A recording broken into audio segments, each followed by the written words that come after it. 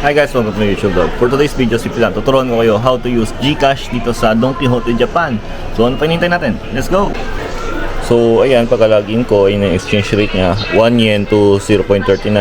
So meron ako 1,100 yen. Ayan, 2,799. Yan. So ang gagawin ko is babayaran ko siya gamit ang GCash card. So para hindi na mag-QR code. Ipakita lang sa inyo na compatible siya dito. So nagkataon naman na may nagpapabili sa akin na product, so magagamit ko siya. So itong Dube Note, so bibili ako ng 4, 5 at saka 6. Asan yung 6? Basta nandyan. So ayun yung bibilin ko, yung 4, 5, 6. So 900 yan isa. Sakto to 7 yung laman ng GCash ko. So kakaskas ko na siya. Let's go to the counter. Let's go to the counter. So total 2636. Kono カードでかしこまりました。GCash card. どういうこれ読まない？どうぞ。もうやりました。読んだばさしゃ。やる。Ah,よかった。ありがとうございます。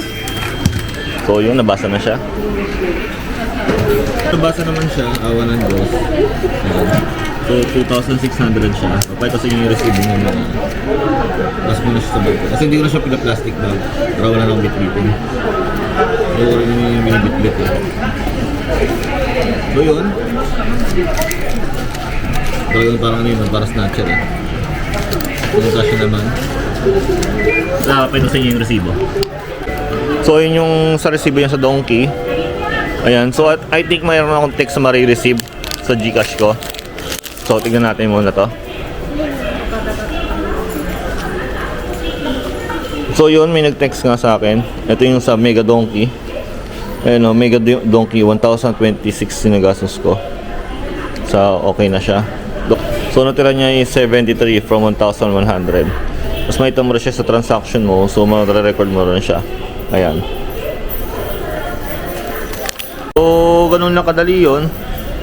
If you like this kind of video, napakasimple lang to. Sponsored by Ate Mai to.